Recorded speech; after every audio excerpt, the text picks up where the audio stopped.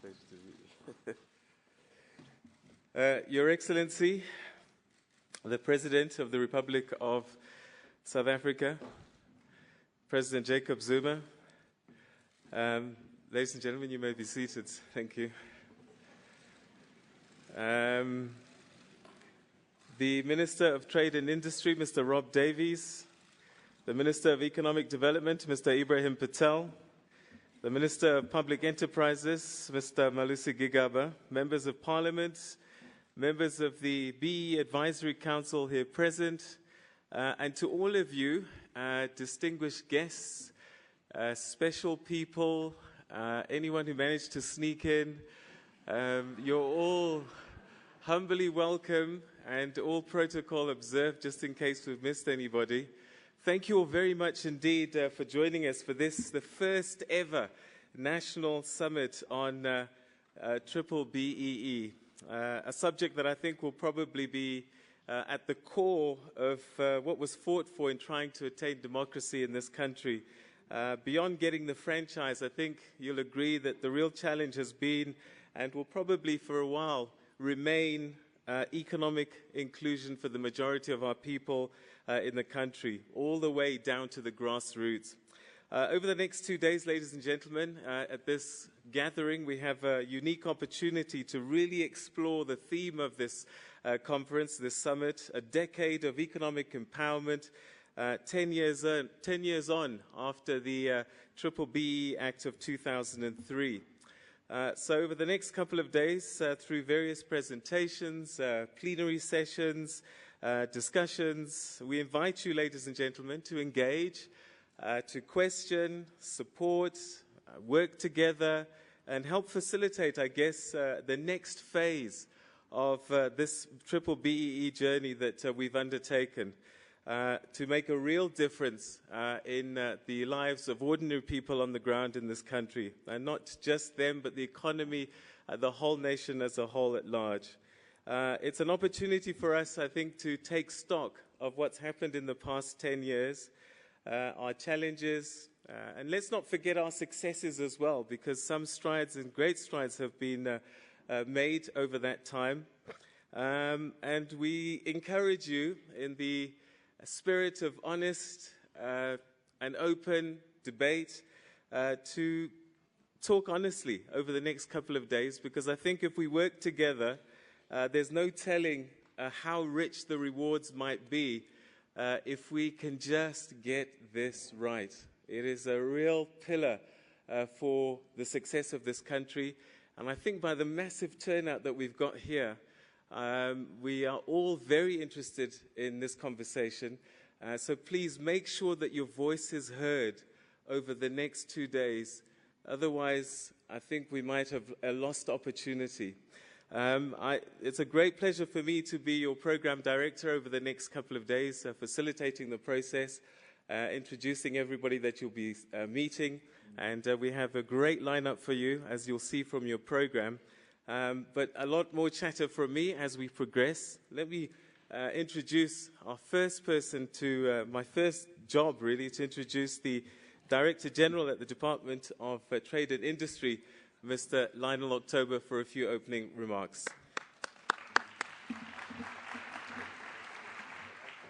Mr. President, distinguished delegates, let me repeat what the program director said, and really say it's a real privilege and an honor to welcome you to this historic National B-BBEE Summit.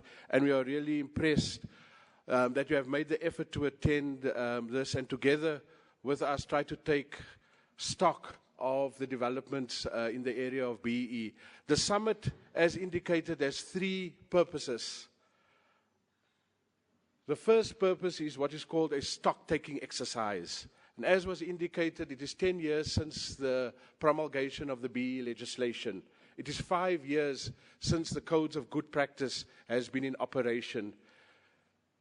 It is an appropriate time for us to critically assess the progress we have made, if any. So really over the next 2 days, We want to make an honest assessment of how we have tackled this really fundamental transformation challenge. The second purpose is really going to be the Minister of Trade and Industry, Dr. Rob Davies, will unveil the new act or the new amendments to the BEE legislation. He will explain us and update us on the progress with regard to the legislation. But also, as you know, the BEE codes have been up for review, for public consultation, and he will give you the final findings and our final decisions with regard to the codes of good practice. So it's a stock-taking exercise. It's a chance to unveil the codes and the legislation. And finally, it's a way to plot the way forward. I think our President has given us a task. I think it's 2 years ago, he asked the question about where are the black industrialists.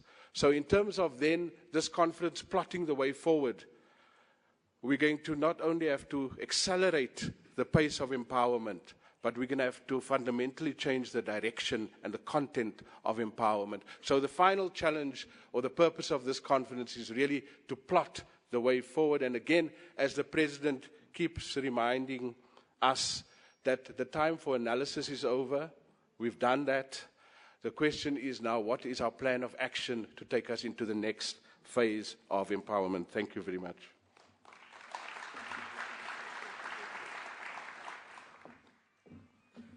If I can then introduce our Minister of Trade and Industry, Dr. Rob Davies. As I indicated, our Minister is very visible and needs an introduction.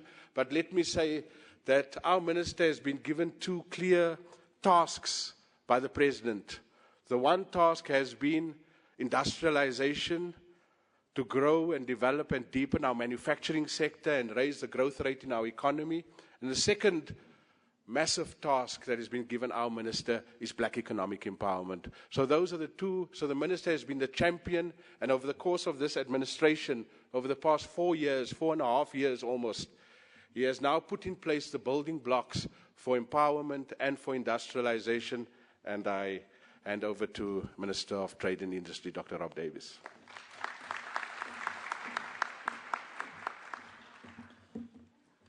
Thank you, DG. Your Excellency, President of the Republic, President Jacob Zuma, Minister Patel, other ministers who are here present, members of the BEE Advisory Council who are here present, stakeholders from business, from labour, from Parliament, from the provinces, from municipalities who are here present, ladies and gentlemen, it's a great pleasure to participate in this opening session of the first ever BEE Summit. This is the product of a very important decision that was taken by the President at the beginning of this administration, and that decision was that we should complete the institutional architecture of BEE by the appointment of the body envisaged in the 2003 Act, the BEE Advisory Council. At the beginning of this administration, the President appointed the Advisory Council, and he took his role as the chair of the Advisory Council in the work that has been undertaken by the Advisory Council since then. This year represents the decade since the passage of the BEE Act. And the work of the Advisory Council, in which we have all participated, has been to look at what have we achieved, what remains to be done, and how should we be amending and tweaking the legislation in order to give greater effect to BEE. Let me start off by saying that I think that our overall framework has been one in which we have accepted that BEE is a political imperative and is a matter of equity. Political imperative because we cannot have a society in which everyone enjoys political freedom and political power, but in which actually economic power remains something else.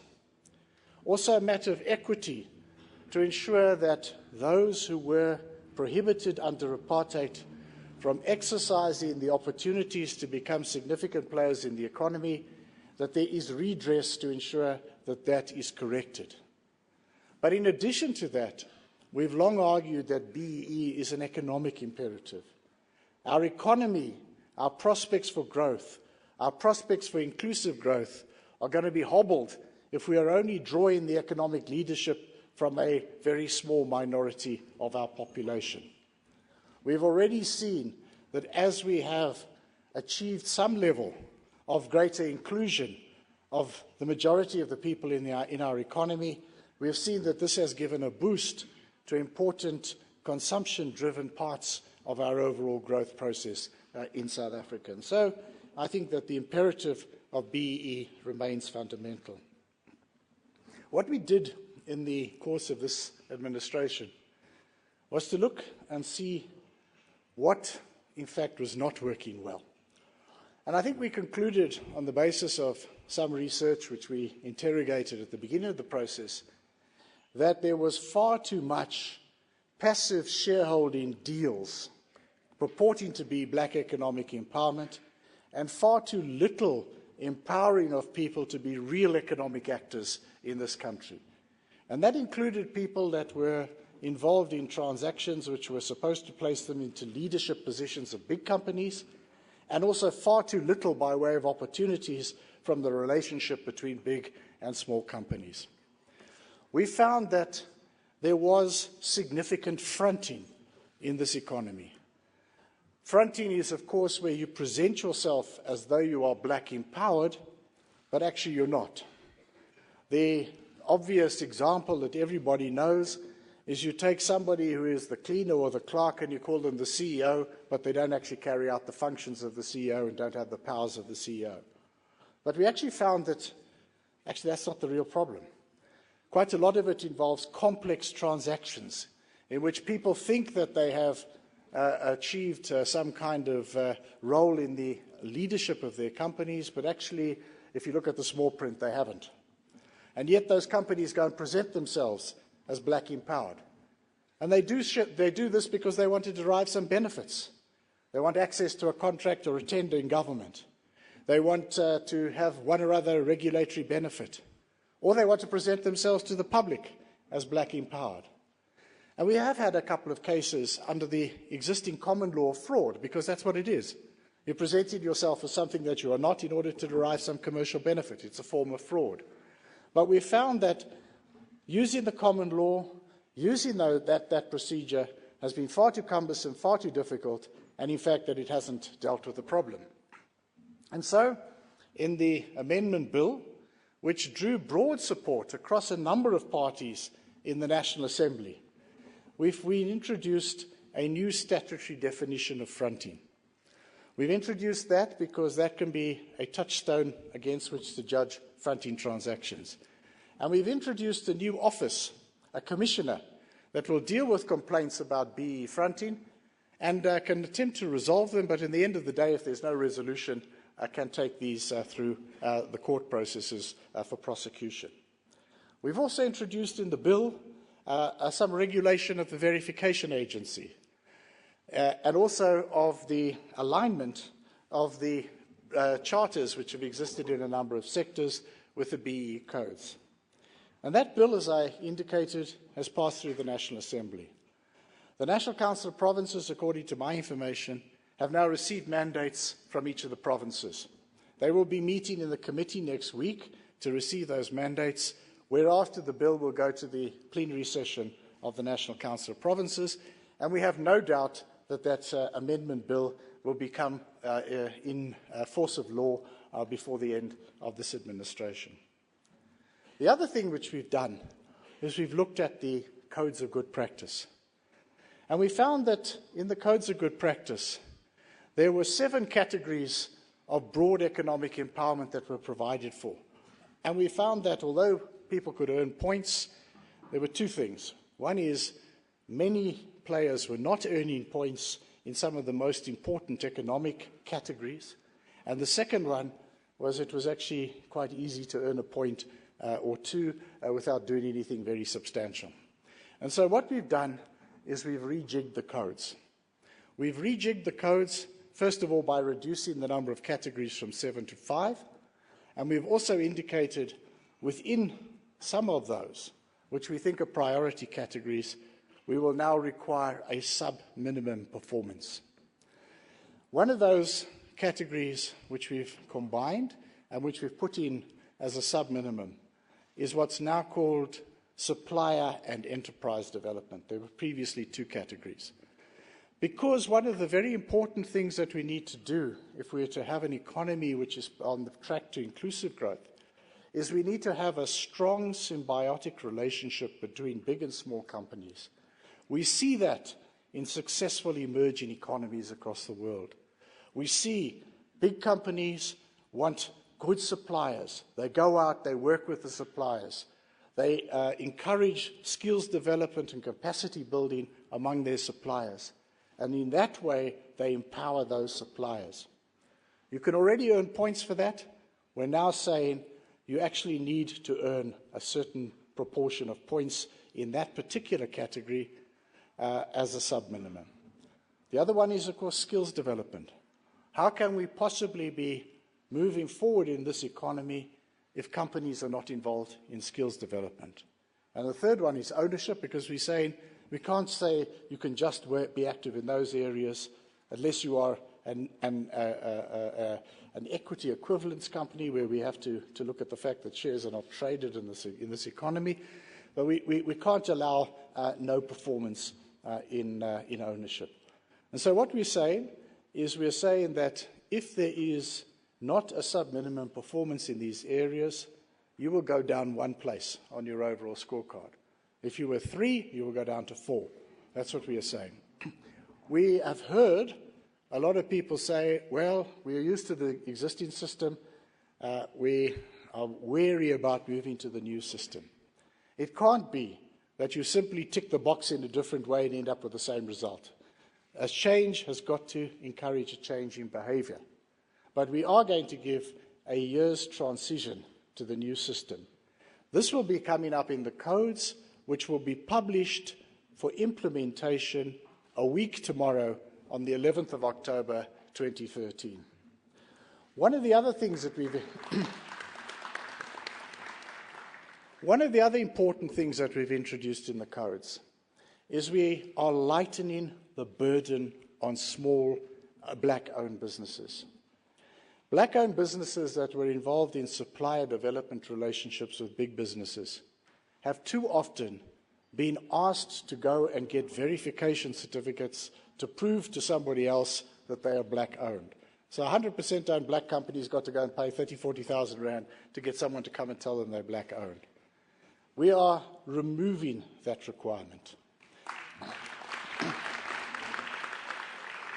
It will no longer be acceptable for anybody to demand that. What you can demand is an affidavit. Demand an affidavit from somebody. If they are 100% black-owned, they will automatically be recognized as level 1. If you are 50% plus, you will be recognized as level 2. If you are lying, the remedy is you go to the commissioner, and the commissioner will deal with that as a fronting matter, because that's what it will be, a fronting matter.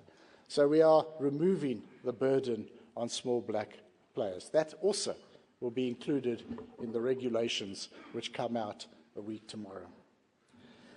The big challenge that we have is to respond to what the President has said. And that is the piece of work which the Advisory Council is now seized with. The President has recognized and, in fact, championed the fact that we need to move further forward in industrializing this economy. In fact, it's not just a South African matter, it's an African matter. We need to industrialize this continent. And the President has said, where are the black industrialists? Well, I'm sure there's some of you sitting here today, but the answer to the question is they're not enough. That's the point. We have an underrepresentation of black people in the manufacturing sector. And so the next challenge, and the big piece of work which will be done now, which will probably straddle the end of this administration and the start of the next, is a piece of work to identify how we can use the BEE framework to support the emergence of more black industrialists. Of course, this is not the only thing we need to do. We need to align work we do in BEE with work which we do in other areas, but that is the major challenge. The last thing I need to say before I sit down is that it was mentioned that we will be presenting in the summit a piece of research. That piece of research, which I think we need to ought to interrogate, is telling us that, in fact, we have made some progress over the course of this administration, ahead of the introduction of the legislative changes. We have seen better performance across the scorecard, in fact, by South African business as a whole. I think we need to interrogate this finding quite carefully, but the fact of the matter is I think that we've been sending out a clear message that black economic empowerment in this country has to become much more than passive shareholding dealings. This must become something that really empowers people to become real players in the productive economy of this country. With those words, let me welcome everybody's presence and participation in the summit. We look forward to 2 days of learning from yourselves and developing and refining our own views on a lot of these matters. I hope that everybody has a productive and enjoyable couple of days with us. Thank you very much. Ladies and gentlemen, on your behalf, I would just like to say thank you very much indeed to the Minister of Trade and Industry, Dr. Rob Davies, for sharing his thoughts with us and some of the strategies his department and the various partners have engaged, and I could tell from the applause that they're very welcomed. He talked about going beyond equity, and that the urgent and real matter is about the economic imperative of B-BBEE and developing real economic actors dealing with issues like fronting, etc., and through these new instruments that he spoke about, the amendment bill and also the refined codes of good practice, perhaps we can start to address some of the shortcomings of the previous legislation going forward. And particularly, I think, what was welcomed were the instruments that were, or the things that were done away with to alleviate the burdens, particularly for these smaller black businesses, as we get into this next chapter, which is starting to develop the idea and growing black industrialists. So, Minister, thank you very much indeed for sharing your thoughts with us and presenting us, I think, a story of hope. Right, he spoke about the BEE Advisory Council, as you will know, formed 2009 to help advise the President on a way forward for B-BBEE.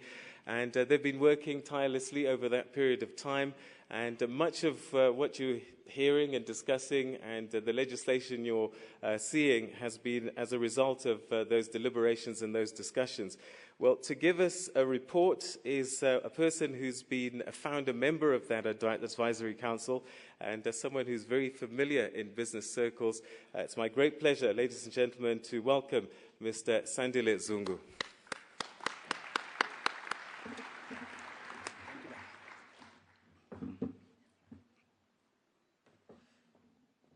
Mr. President, the Minister of Trade and Industry and Minister of Economic Development, who is also co-member of the Advisory Council, the members of the BEE Advisory Council, captains of industry present, there are plenty of them I've seen, and the captains of bureaucracy, there's a few that I've seen as well.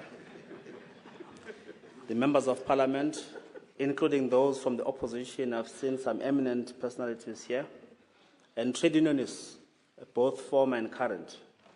We're honored to have you here, ladies and gentlemen. Of the 10 years of the existence of the BEE Act of 2003, only 4 years have been with the BEE Advisory Council having been set up. So what I'm here to do is to really give an account of what we have achieved and what we have set for ourselves going forward. The President appointed the BEE Advisory Council in December 2009, in line with the requirement of the B-BBEE Act 23 of 2003. On the 20th of May 2010, the Advisory Council held its most important meeting, the second council meeting, whereby 4 subcommittees of the council were established to really guide and to steamroll the operations of the Council. These subcommittees, one was dealing with ownership, management control, and BEE deal structuring. And that subcommittee was chaired by myself, Sandile Zuma. The second subcommittee was to deal with skills development and employment equity, which was chaired by Ms. Chantil Mulder. The third subcommittee on enterprise development, procurement, access to finance, and socio-economic development was chaired by Ms. Ellen Shabalala. And the subcommittee on instruments to promote B-BBEE, such as legislations, fronting, verification agencies, and the sector charters, was chaired by Ms. Tsakani Maluleke. And there was maximum participation in these subcommittees. Each of these subcommittees had at least 4 meetings and received presentations and met with various institutions which have an interest in BEE and stakeholders, and commissioned various papers on research, because we believed we needed not to fire off our calves, but we needed to be a research-based and centered institution. And all of these 4 subcommittees tabled their reports and made key recommendations on the areas that warranted the review and the refinement of the B-BBEE Act and the codes of good practice. The recommendations were aimed at reforming and enhancing the current economic landscape in order to enable effective and meaningful economic participation and access for Black people in the mainstream of the economy in a way that will contribute to inclusive growth. Of course, recognizing that this is work in progress. Mr. President, a lot of work has been done. And in a nutshell, the strategic objectives of the recommendations emerging from these subcommittees were as follows. The amendment of the primary and secondary legislative framework to address inter alia, circumvention, regulatory mechanisms, and compliance. Number 2, the endeavor to have other key pieces of legislation and policy instruments, such as the BBBEE Mining Charter, Liquid Fuels Charter, sector charters in other sectors and industries, etc., aligned with the primary B-BBEE legislation. The B-BBEE Act is not the panacea to our many ills. Our many ills include youth unemployment, rural economic underdevelopment, the erosion of our industrial capacity, etc. B-BBEE Act is not a solution to such. And therefore, the key word to our interface with these instruments of state was we resolved as the B-BBEE Advisory Council, alignment. Third one, in terms of our recommendations, was that monitoring, evaluation, and reporting, and the consistent application across all spheres of government and sectors, increasing implementation and technical capacity, and strengthening institutional mechanisms had to be prioritized. A summary of the recommendations, there are plenty, but just for the purposes of this august gathering, we said there must be an amendment to the B-BBEE Act, which the Minister has alluded to. Here's fast-forwarded. The Council concurred that the B-BBEE Act needed to be reviewed so that it can be applicable to all sectors of the economy. Furthermore, a recommendation was proposed that the sustainability report of companies should include their status and progress on B-BBEE Act, the objective here being to mainstream B-BBEE, not just only in the public sector, but also the private sector. On B-BBEE fronting, the Council agreed that fronting is one of the most serious challenges in the effective implementation of B-BBEE. And the following were some of the proposed recommendations: that we must prescribe fronting in the B-BBEE Act. And the office of the BEE Commissioner, which is being envisaged in terms of the amended Act, must prioritize on setting a good example on fronting, and want to see the culprits on fronting serving behind bars. Service level agreement must be entered into between the DTI and the Special Investigation Unit to deal with this endemic scourge of fronting, which we must say not only robs people of economic opportunity, but also it serves to further harm the dignity of those that are victimized and wronged. National Treasury and the DTI to collaborate on curbing BEE fronting, because it is very prevalent in the public sector procurement space. The sanctions for BEE fronting should include penalties and blacklisting of entities and or management, including directors. And it must go beyond just the common law provisions in terms of the law. On monitoring and evaluation of B-BBEE, Section 11 of the B-BBEE Act makes provision for integrated and coordinated approach to B-BBEE by all organs of state, public entities, private sector, non-governmental organizations, local communities, and other stakeholders.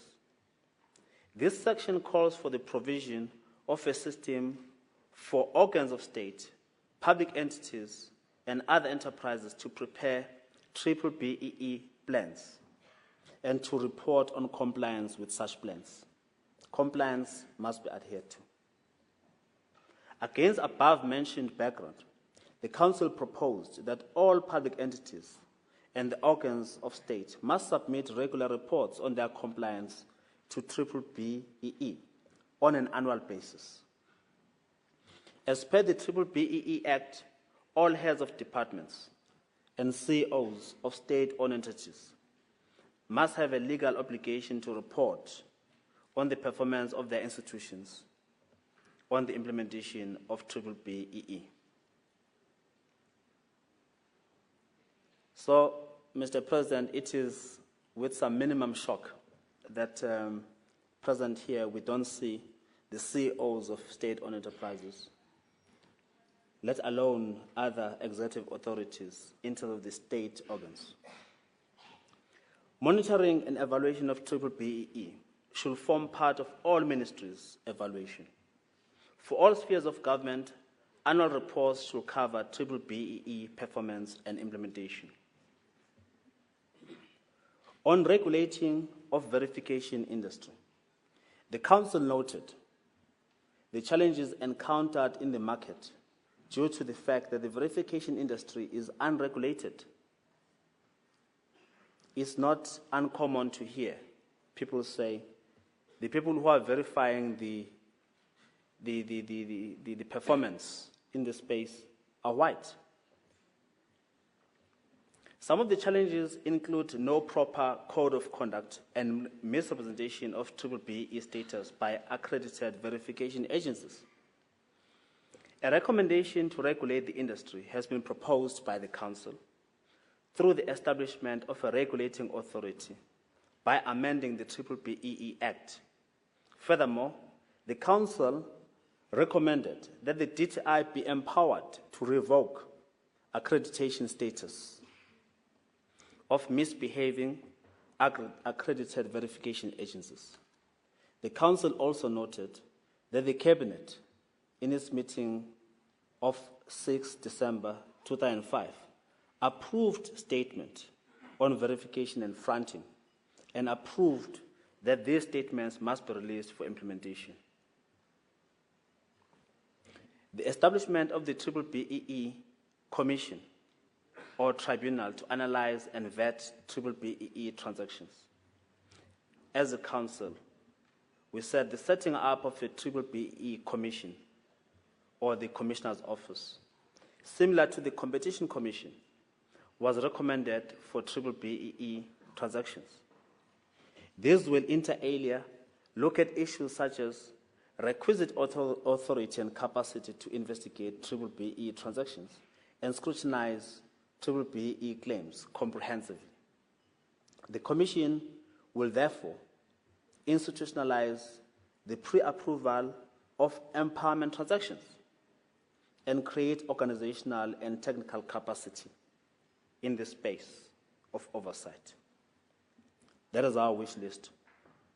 Amongst other things, the Commission will test the reasonability of the variables used in structuring the proposed empowerment transactions, conduct assessment of the business value, growth targets, such as terms and conditions, to actually make sure that black people are not duped into transactions that don't work, that make the headline a day after they are announced, but 5 years later, people are ashamed to say we made nothing out of that transaction. So an oversight structure must be set up in place, not only to oversee these transactions prior to their finalization, but on an ongoing basis to ensure that equity prevails at all times. What is the current status? Significant progress has been recorded since the Council recommendations were tabled in Cabinet. The Department of Trade and Industry, which serves as the Secretariat to the Advisory Council, has worked diligently and managed the overall review processes. The Council, in the meantime, continues to implement its mandate and has identified other areas which require improvement. At the 5th Presidential B-BBEE Advisory Council meeting held on the 20th of September 2013, the Council resolved to convene a special meeting in order to define the new trajectory of black industrial creation in support of the country's industrial policy, first and foremost, and its effect on economic transformation in general. Prior to the most recent September meeting, which resolved on supporting the government on the issue of black industrialists, and as part of the execution of our mandate, the Council convened 2 brainstorming sessions, first in November 2012 and in March 2013, where different SOEs and DFIs, Development Financial Institutions, were invited to be part of the session.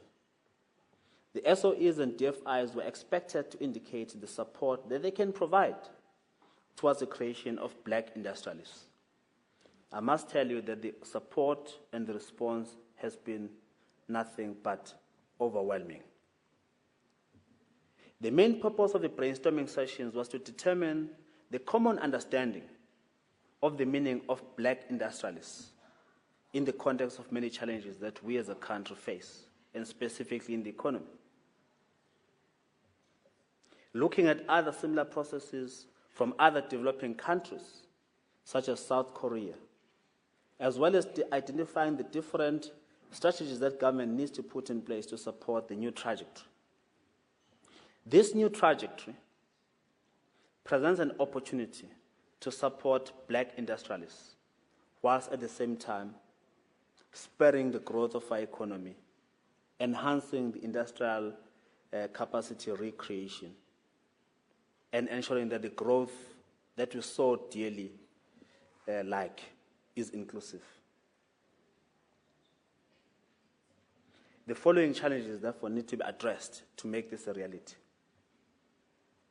There is a persistent failure by the state, including government departments and state-owned enterprises, to use the state's massive buying power to deepen the creation of black industrialists. There is limited or lack of access to finance, both in the private banking sector as well as among the DFIs including but not limited to the IDC, NEF, DBSA, as well as provincial development finance institutions, as well as the PIC, just to name a few, in terms of providing access to finance to budding BEE industrialists. There is a low entrepreneurship culture. Remember, BEE is not an end in itself. BEE is a means to an end. And what is the end? The end is black people participating naturally as industrialists in growing the economy, in pushing the frontiers of poverty, in bridging inequality, and in being corporate citizens that pay tax, among other obligations. We are concerned about the limited access to markets, and these include the supply chains of large corporations, as well as export markets for emerging entrepreneurs. And just generally, there is a limited geographical presence of DFIs. If you go to Babanango, possibly the only DFI that you will come across is Itala Bank, not even Itala Development Institution, Itala Bank, which takes deposits. Other DFIs are nowhere to be seen. I think that example could be repeated to the far-flung parts of Limpopo, even Western Cape, that they hear of DFIs, but they're not visible. So we have to improve the geographical presence and the footprint of these DFIs to make sure that they talk to the interests of the rural poor. What is the way forward? The creation of black industrialists, as the Minister has said, is the next big thing for us in the Council. It is a priority that we have set for ourselves in the near future. There is presently no coherent and cohesive policy framework aimed at promoting black industrialists. At the moment, it exists in name only. The various policies and programs which exist were not put in place to create and support the creation of black industrialists. They're accidental to the objective. These include the National Development Plan, the Industrial Development Policy Action Plan, the B-BBEE Act and codes in revised form, still, Competitive Supply Development Program, and last but not least, most definitely, the Provincial Procurement Policy Framework Act, the PPFA. Further, even though these policies do not promote black industrialists, there are certain barriers that exist within such policies, which will hinder prospects for the creation of such black industrialists. Furthermore, there is no fiscal certainty of both the interest rates and exchange rates in order to plan long-term investments for long-term capital-intensive projects. Black industrialization must not be a cliche. It requires, firstly, strong political leadership, which we have absolutely no doubt about, single and comprehensive policy framework, common approach to financing through DFIs, access to markets, fiscal certainty, incentives to promote industrialists, and procurement support. And therefore, the Council recommends, even at this stage, that the following needs to be done. That we must revise the fiscal policy to provide more regulatory certainty in support of the objective. Accelerate the process for aligning the PPFA and the B-BBEE Act. Identify key components within the Industrial Policy Action Plan framework to develop black industrialists. Assess policy analysis reports to determine the status of the regulatory regime. This will assist in identifying the gaps and improvements to be established. We must analyze the report of the SOE review to determine opportunities for facilitating black industrialists. We requested all of us as the council members copies of this review report. We have them, we'll study them and see how the SOEs can also be requested to be aligned with the objective of creation of black industrialists. Identify limitations and barriers to creation of black industrialists. Revisit the mandate of the DFIs with that objective in mind. Conduct research to identify industries and sectors of focus.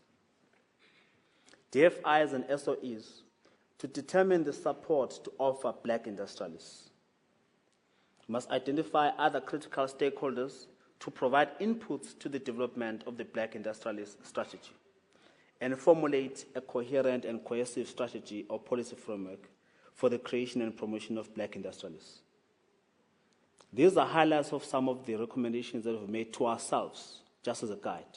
As the Minister has indicated, in the near future, and our intention is within the next 3 months, we must have a workshop and a summit to discuss and to take this objective to a much more practical and cogent level where we can possibly present to the President. In conclusion, we want to thank you, Mr. President, from the depth of our hearts for your decisiveness. As soon as you came to office, you put this advisory council in place, 6 years after the Act provided for such. You are leading us from the front. You are the chairman of this advisory council. You have led us and continue to guide us with distinction, really. The last phase towards the completion of the BEE Act is underway. The BEE Commissioner will be established to ensure that the practice of fronting is banished to the dustbin of history. The codes of good practice have been tweaked for their improved efficacy. They're in the process to being implemented. Government Gazette next week, the Minister advises. All thanks to you, Mr. President. You have inspired us with your enunciation of the need for the creation of the black industrialists. Hence, we have seen this as our next big thing. The BEE Advisory Council says it is equal to the task, whatever task that falls within its mandate. And we are running to go. Kinako, thank you.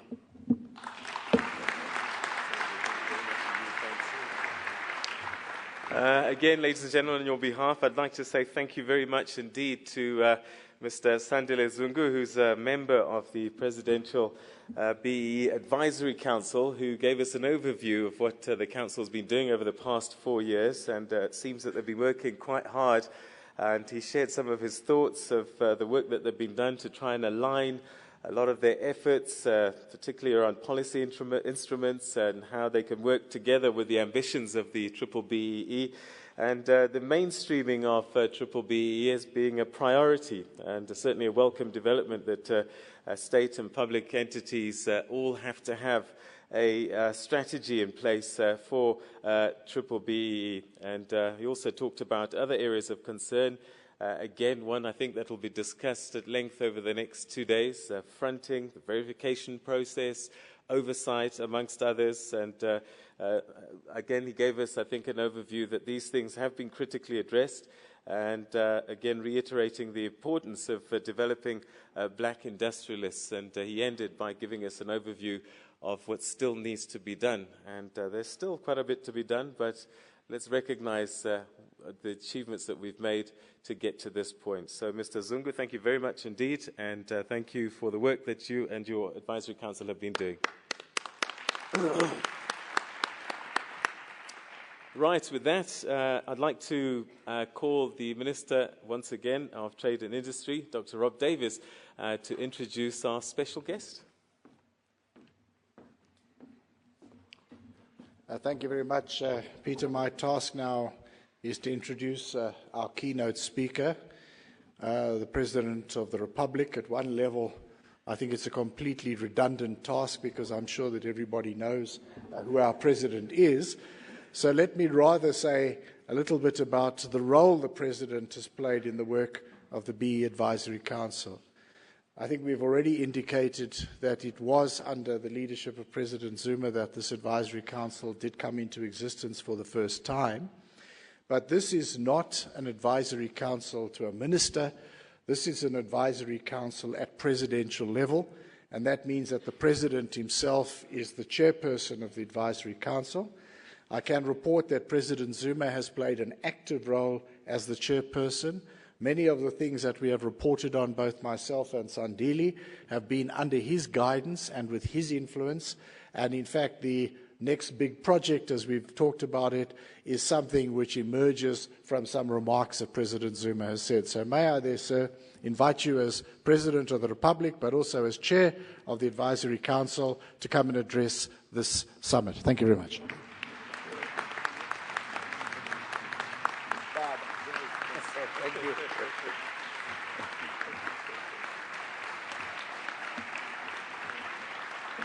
Thank you very much indeed. Thank you.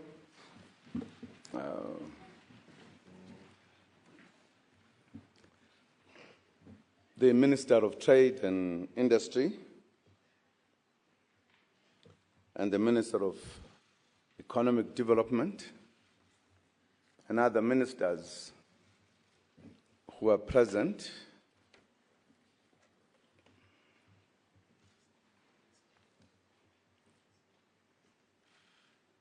the Premier of the Eastern Cape, of the Western Cape. I realize that there is no board except there where they say Premier of the Western Cape. And I was wondering, because I last saw the Premier with hair, and I'm seeing the Premier today with no hair, whether there's been a change or the reshuffle in the Western Cape.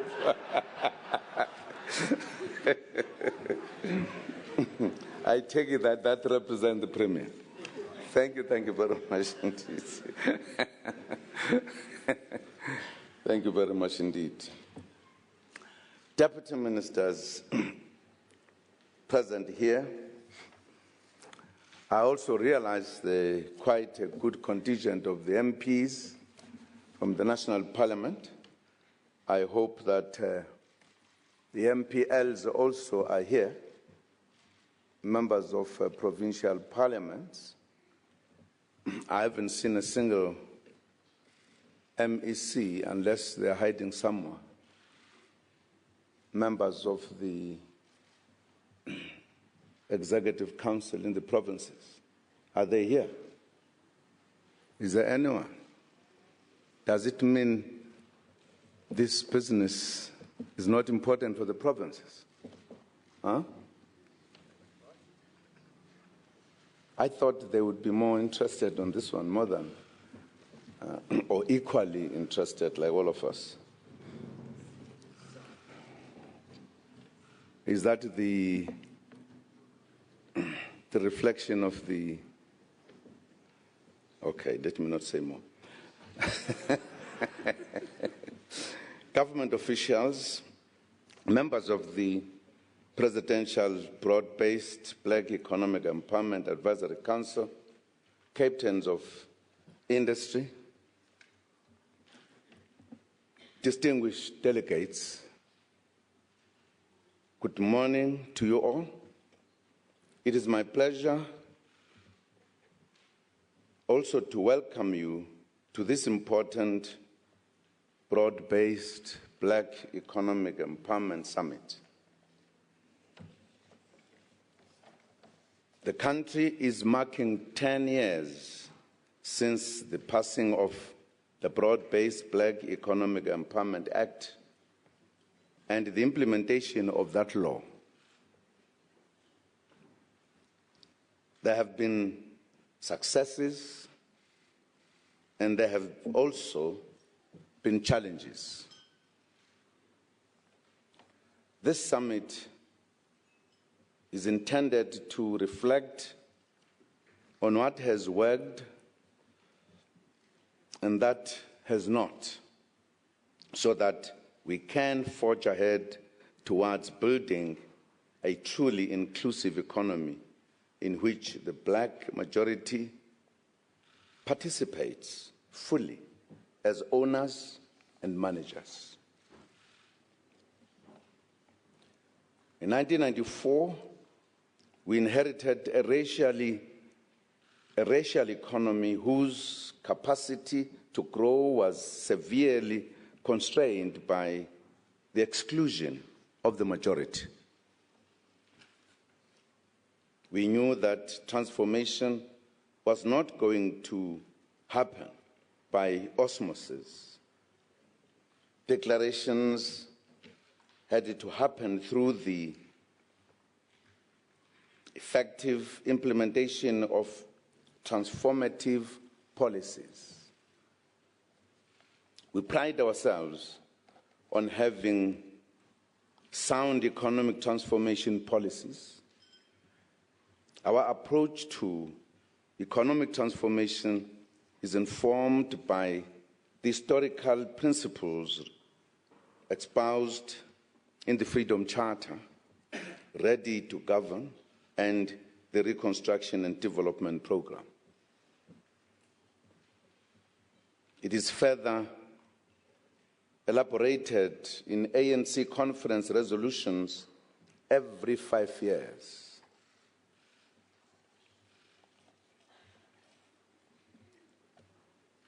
So there is no one who can say that there are no clear policies. There may be other challenges rather than policy. The fundamental guide, the Freedom Charter, states clearly that the people shall share in the country's wealth. Setting the scene for implementation, the Reconstruction and Development Program spoke of a need to deracialize business ownership and control through focused programs of the broad-based black economic empowerment.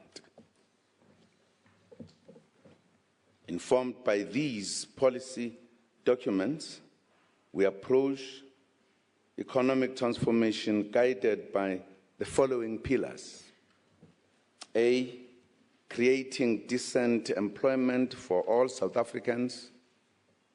B, eliminating poverty and dealing decisively with extreme inequalities in our society. C, democratizing ownership and control of the economy by empowering the historically oppressed Africans and the working class in particular to play a leading role in decision-making. D, restructuring the economy so that it meets the basic needs of all South Africans and the people of the region, especially the poor. E, ensuring equitable and mutually beneficial regional development in Southern Africa, thereby fostering the progressive integration of the region.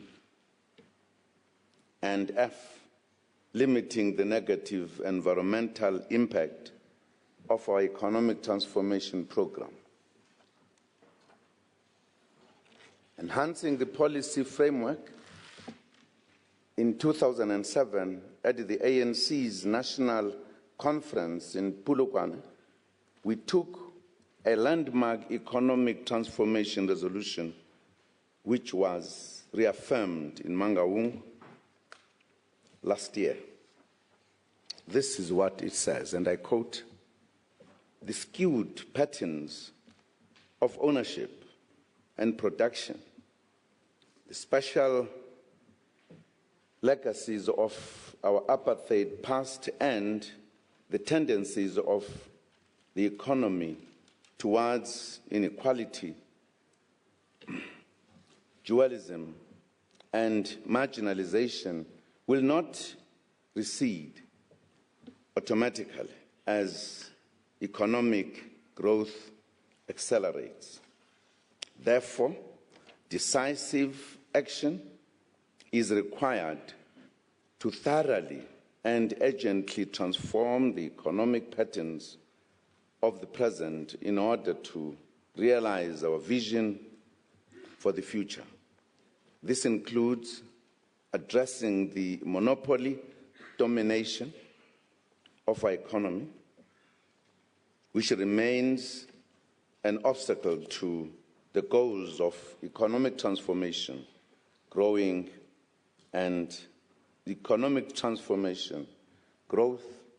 and development, unquote. It is important, therefore, to underline that broad-based black economic empowerment is an integral part of our economic policies and economic transformation. It is part of a broader objective of promoting inclusive growth and economic development. I would like to emphasize as well that economic transformation is not just about big business deals for a few individuals in society. The policy should be consistently implemented across all parts of the country to ensure maximal impact on as many South Africans as possible. Informed by this policy background, we have since 1994 worked to create a transformed and adaptive economy that will be characterized by a high growth rate, low levels of unemployment, and the majority of South Africa's citizens participating in the mainstream economy. Along the legislative route since 1994, we can reflect on several milestones. This includes the early groundbreaking work done by, among others, the Black Management Forum, the Black Business Council, and its member organizations through the B-BBEE Commission, which resulted in the B-BBEE Act of 2003 and the issuing of the Codes of Good Practice by the Department of Trade and Industry in 2007.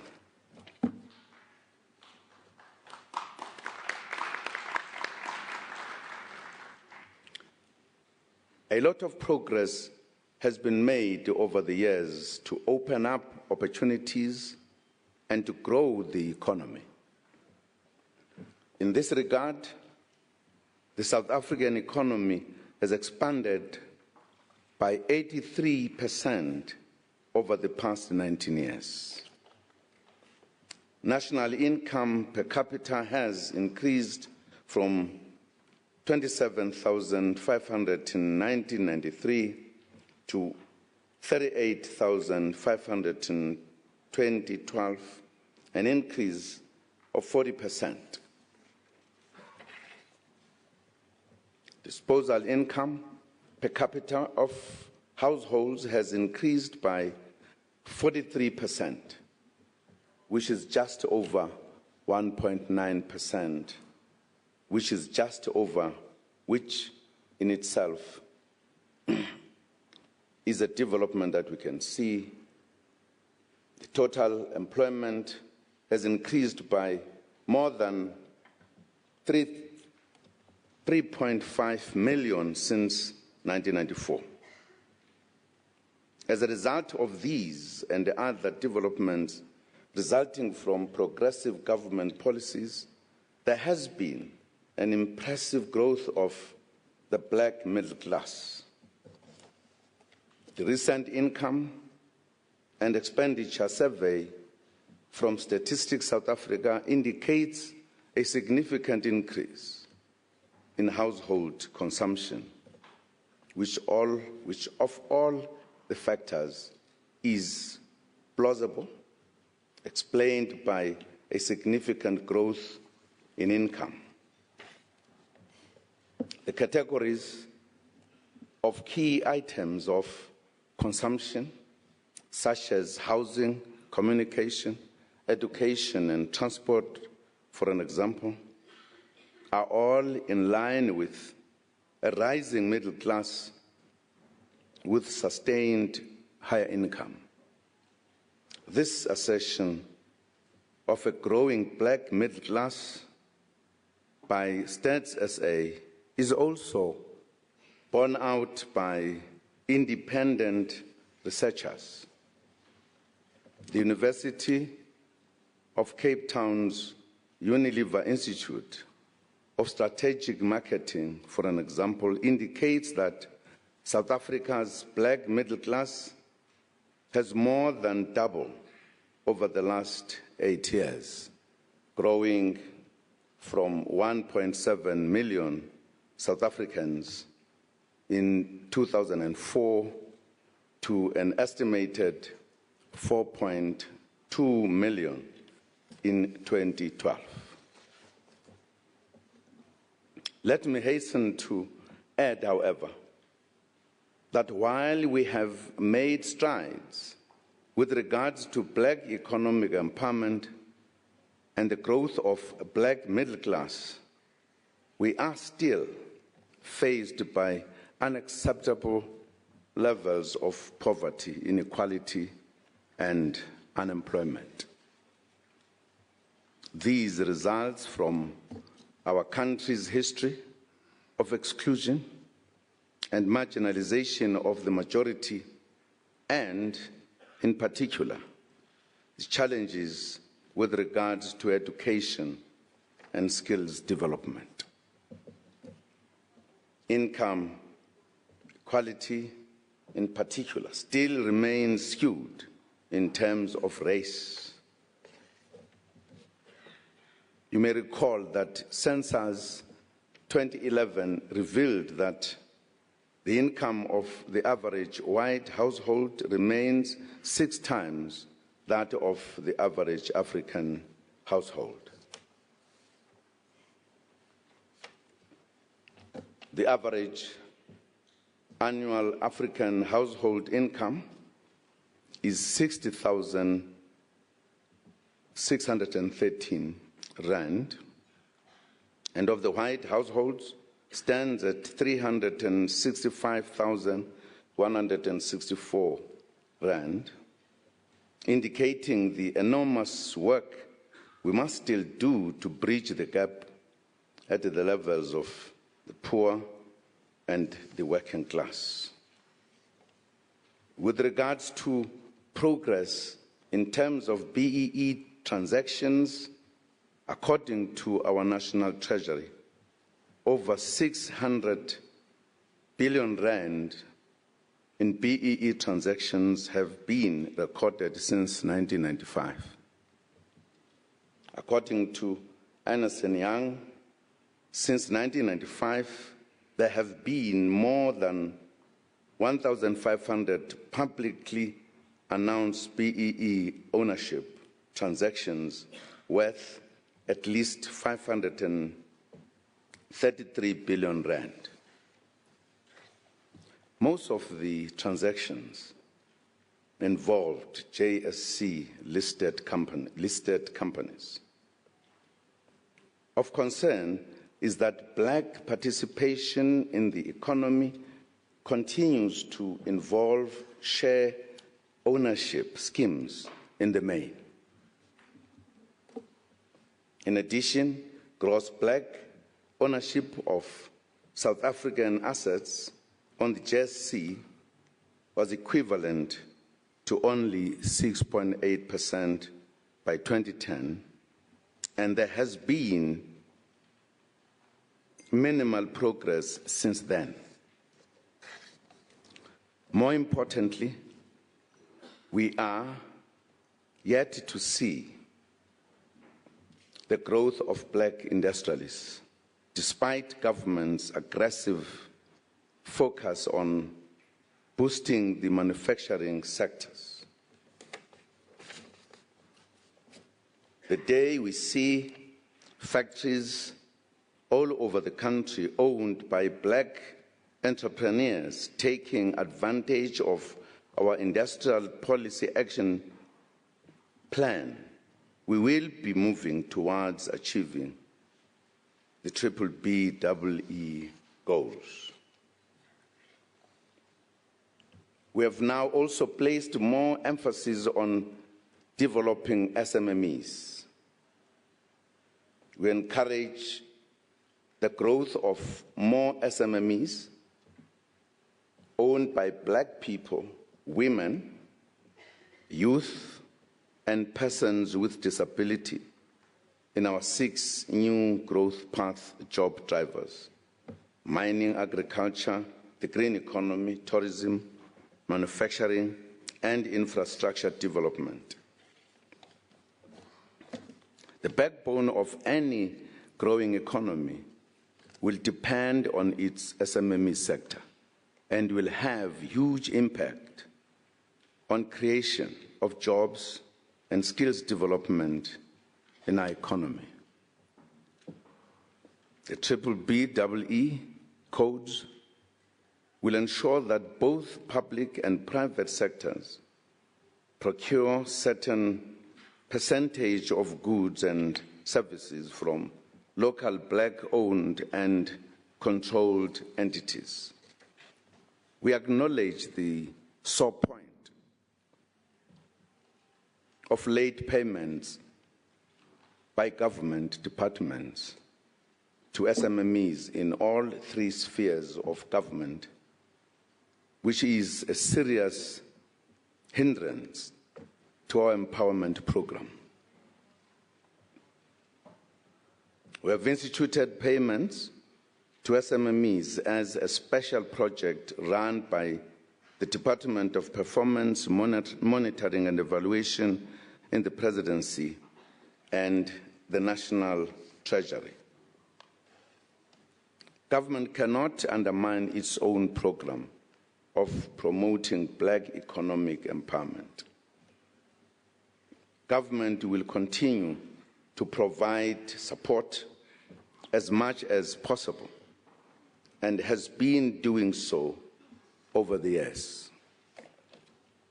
This summit should deliberate on what else government can do to ensure the growth of this black industrial class and also the growth of cooperatives and SMMEs that will expand empowerment in both urban and rural areas. Let me share some progress in existing government support programs. The Black Business Supplier Development Program run by the Development of Trade and Industry has since its inception in September 2010 approved 2,128 applications to the value of 797 million rand. A total of 1,213 applications were approved in the last financial year, 2012-2013, for the support of black-owned SMMEs amounted to 451.2 million rand. Out of these applications,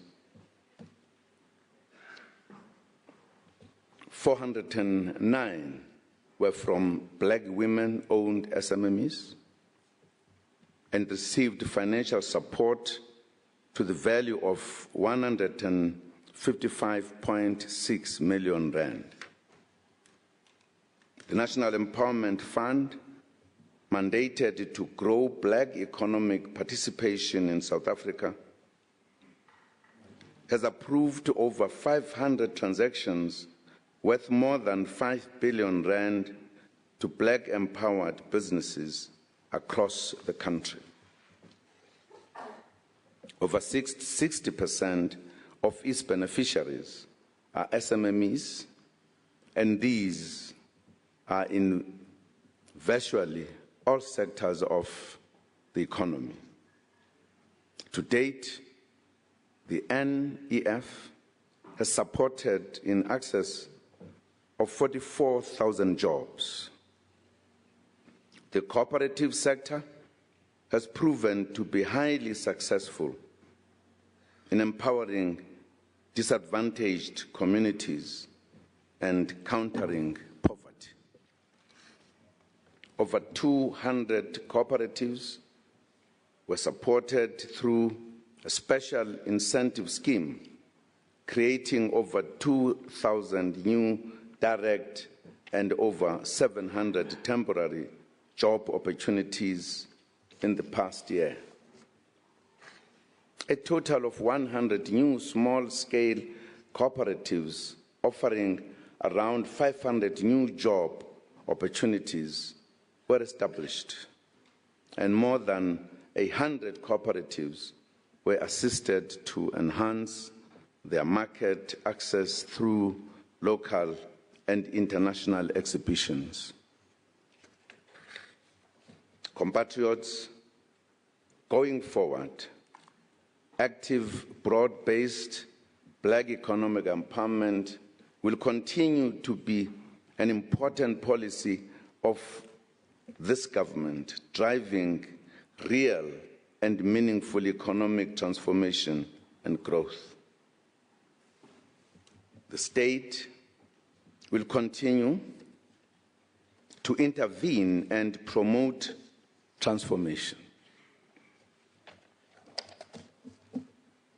Where the state intervenes strongly and consistently, it can turn around key industries that face external or internal threats, as has happened in our manufacturing sector.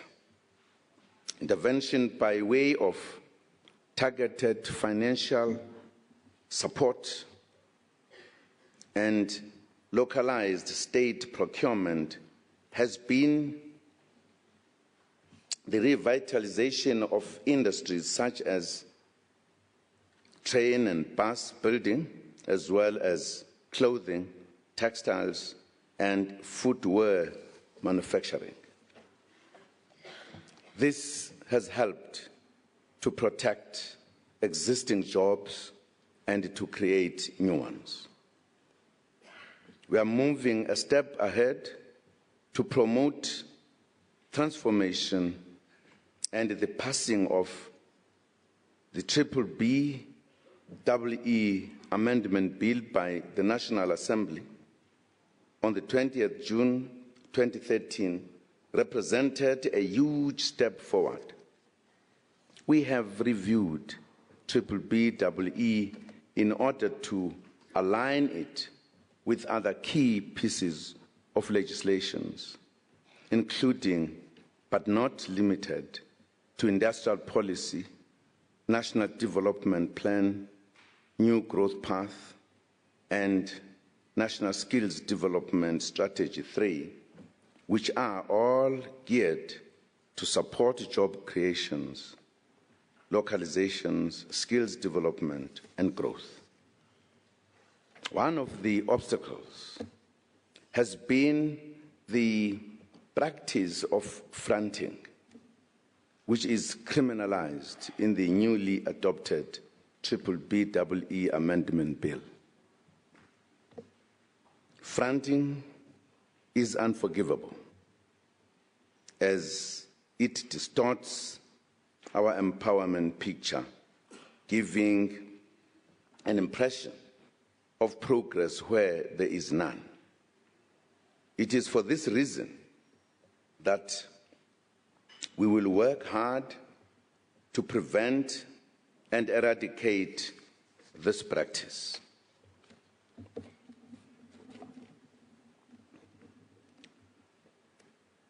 While condemning fronting, we also need to heighten our emphasis on education and skills development, especially technical and managerial skills for emerging entrepreneurs, without entrenching the stereotype that black people need perpetual training.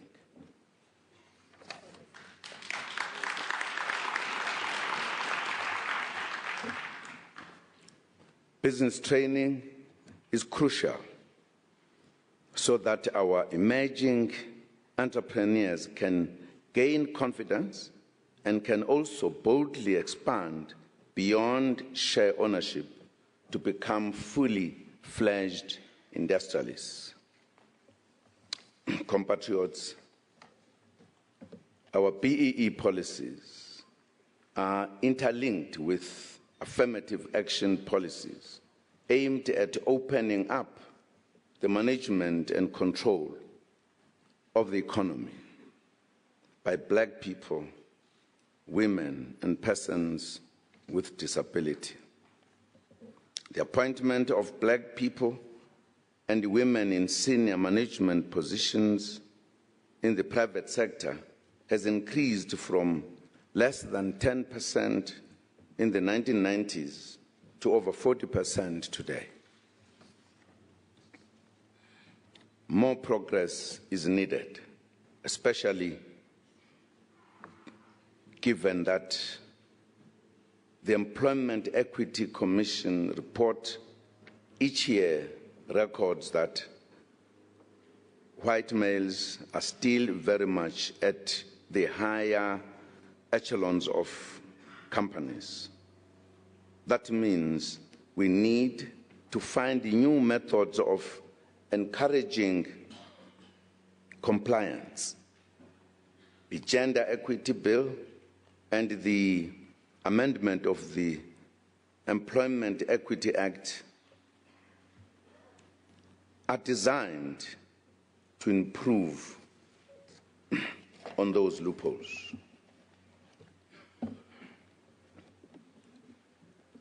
Ladies and gentlemen, let me thank the Presidential Advisory Council on BEE for the important role they have played since 2009 in monitoring and reviewing progress on the implementation of the B-BBEE and for providing solid advice on amendments to the codes of good practice.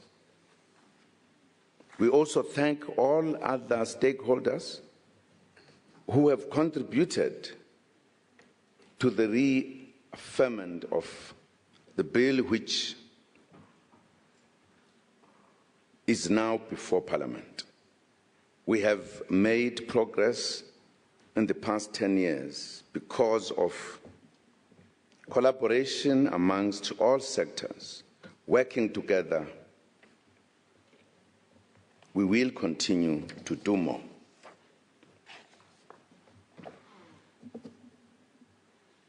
May your deliberations be fruitful and play a meaningful role in helping to define and inform the way forward. What I think we should avoid doing is to discuss this aspect of our lives continuously. We can't always talk about black empowerment all the time.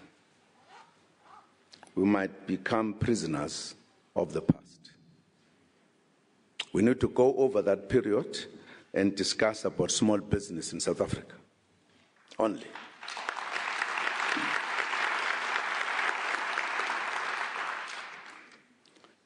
But we can do so if we succeed to accomplish the task of empowering those who were not empowered before. We can't jump, unfortunately. But it means we must do it as quickly as possible.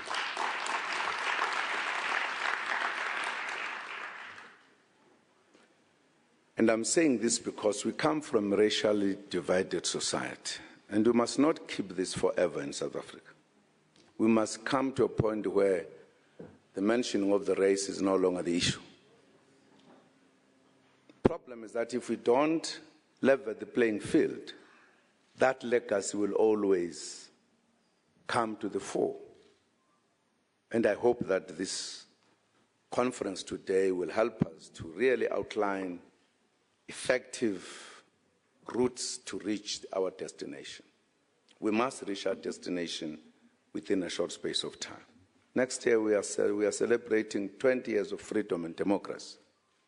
There will be something wrong with us to celebrate 30 years having not reached our destination. Then we'll need somebody to examine us as South Africans. Absolutely. Well, ladies and gentlemen, it is my pleasure and honor to declare this summit officially open. Thank you very much.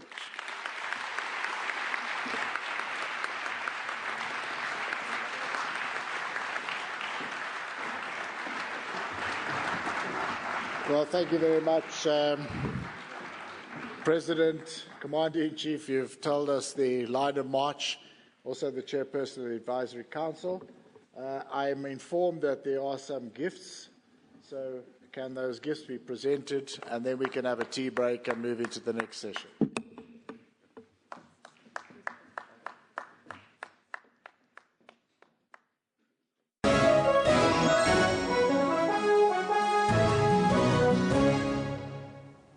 That was President Jacob